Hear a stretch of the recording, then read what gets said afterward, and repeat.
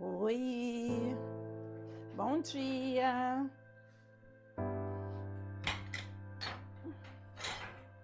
Bom dia, amore. Vamos acordar? Vamos?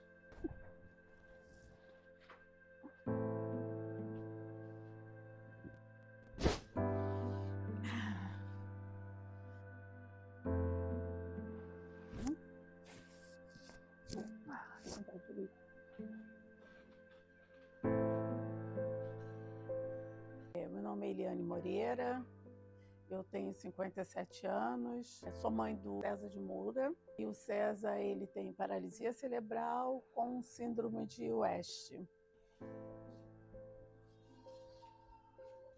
Ai, que cheirinho gostoso. Sou Mariana, tenho 30 anos, sou mãe atípica de um neurodivergente, que é o Arthur Pereira, com autismo, no suporte 2/3. Eu sou mãe atípica, sou mãe da Lorena. A Lorena nasceu com catarata congênita, foi descoberta aos 6 meses de idade. Nós moramos aqui em Realengo, fui mãe com 32 anos. César, ele nasceu hiper bem, tanto que o pH dele foi 9 e 10.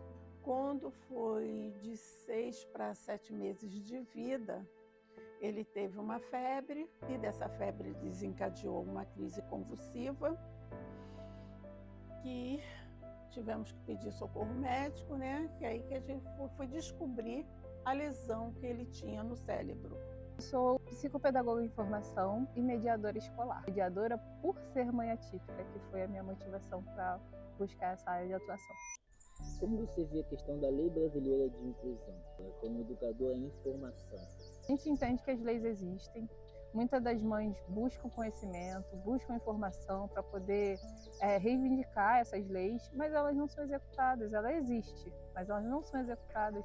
E aí muitas das vezes a gente não tem acesso a questões básicas, né, que possam garantir a dignidade nossa e dos nossos filhos. E a inclusão ser implementada efetivamente, nós precisamos que haja na educação e na saúde e em qualquer lugar que o autista ou qualquer outro neurodivergente vá transitar, para dar um futuro com dignidade, para criar nossos filhos, para eles terem uma perspectiva de vida, uma perspectiva de futuro, e os neurodivergentes adultos com o suporte necessário para eles terem esperança no futuro e uma autonomia efetiva. Médicos tinham dificuldade de fechar um diagnóstico por ela ser muito novinha, com 6 meses. Aí eu passei por um período que tive que fazer muitos exames caros, tinha que se deslocar para lugares longe.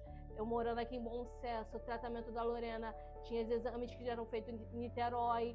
Na época não tinha facilidade de locomoção como temos hoje. Então foi um período muito difícil na minha vida.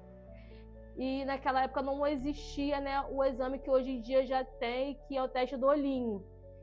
A Lorena fez a primeira cirurgia com 3 anos e com isso a Lorena, a vista dela não desenvolveu. Graças a Deus, hoje em dia, a Lorena consegue, mesmo com dificuldade, consegue estudar, né? Estudante de serviço social, já está no final do curso. Me chamo Lorena Nascimento, eu tenho 22 anos, sou estudante de serviço social da UFRJ e também fundadora do coletivo LAI, Lutas, Acessibilidade e Inclusão, o primeiro coletivo dos estudantes com deficiência e neurodivergentes da Escola de Serviço Social da UFRJ.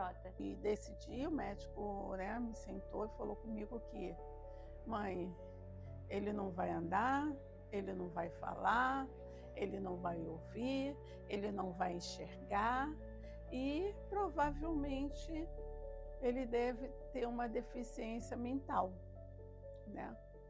Mas o César, ele andou, o César, ele fala, o César enxerga, o César ouve e não tem deficiência nenhuma mental, né? Eu falo que eu tenho o costume de dizer assim para as pessoas mais chegadas, meus amigos, que o meu brinquedinho, o meu amorzinho veio com um pequeno defeito e eu estou consertando. Você acha que muitas dessas mães que não se informavam, após o nascimento do filho, ela passou a ter mais curiosidade e querer buscar o conhecimento? Sim, muitas das vezes sim. Até mesmo vejo muitos casos assim de mães que vão em unidades básicas de saúde ou até em locais de atendimento multidisciplinar, de reabilitação neurológica para os filhos. E aí quando vai com o mínimo de informação, não são todos, mas tem alguns profissionais da saúde que não têm letramento e falam de forma pejorativa, né? Ah, você é esclarecida. A gente não deveria, a gente precisa da informação justamente para a gente reivindicar o que a gente precisa. Como eu falei, ele faz tudo, é o meu parceiro, é o meu companheiro. O César, ele me leva a lugares que eu jamais imaginei em pisar, entendeu? Ele me faz ter força todos os dias para me poder levantar e fazer não só por ele, como os outros que estão chegando aí, ou as outras mães, né, que eu costumo dizer que nós somos amigas, nós somos irmãs. Como você vê a educação? A educação em si, como eu disse, ainda está engatinhando para ter essa inclusão efetiva. Eu torço para que exista de fato a inclusão, não a integração, não aquela criança que está ali na sala, mas não está fazendo aquela atividade, né? Porque muitas das vezes a pessoa não sabe como adaptar aquela atividade. E eu vejo falta de mediadores, né, para cada criança, né? Tem mediador para quase a escola inteira, ou poucos mediadores para a escola inteira. E aí o autista precisa dessa constância, precisa de alguém para poder acompanhar ele no horário efetivo da escola. Eu fiz um livro, né, que nasceu, de certa forma, da dor, né, das adversidades, muitas das vezes, que eu passo com o Arthur, não pela condição dele, mas pela falta de compreensão, pela falta de ciência do que de fato é a inclusão, nos locais, não só na escola, mas em outros locais. E aí ele foi para uma instituição que foi o EDI Bício Filho, que ajudou muito ele. Eu fiquei muito grata a ponto de conseguir externar isso de uma forma lúdica, que foi através do livro, que é Arthur, um mundo de aprendizado. E através disso também eu quis reverberar minha voz, continuar falando sobre inclusão para minha comunidade. E agora eu sou colunista de um jornal comunitário que é o Fala Manguinhos, né? Eu tenho uma coluna que fala sobre inclusão em geral, né? Para poder ajudar e orientar os cuidadores de pessoa com deficiência. Muitas das vezes eu saio de casa e tenho um compromisso na cidade. Eu tenho que estar lá meio-dia. Eu não posso sair de casa 11 horas. Eu não posso sair de casa 10h30. Eu tenho que sair de casa mais tardar 9h30. Por quê? Eu uso muito transporte público.